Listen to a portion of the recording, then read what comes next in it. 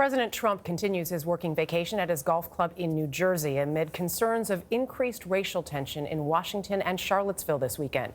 Add to that claims by his former advisor and reality TV co-star Omarosa Manigault-Newman that she heard Mr. Trump use racial insults. Errol Barnett is traveling with the president in New Jersey. Errol, good morning.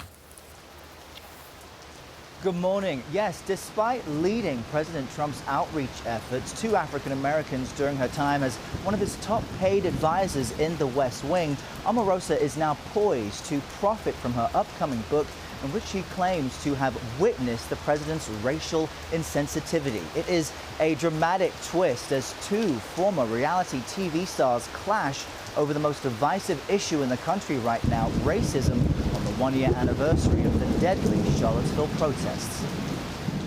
You have heard this tape? I heard this tape. You heard the President of the United States? I heard the President of the United States use not only the N-word, other horrible things. Speaking on National Public Radio about her book titled Unhinged, an insider's account of the Trump White House, Manigault-Newman claims to have heard offensive recordings of President Trump from his time on the reality TV show The Apprentice. Despite her book out Tuesday showing she only heard accounts of such a tape in which Trump used the N-word, quote, multiple times throughout the show's taping during off-camera outtakes.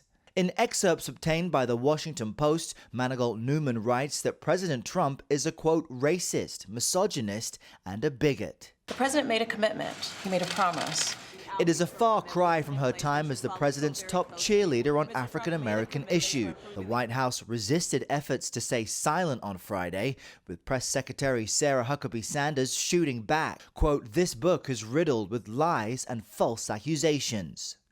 Now, President Trump himself has not yet directly responded to Manigault-Newman's claims. Instead, he had dinner with Apple CEO Tim Cook as he spends leisure time here in New Jersey.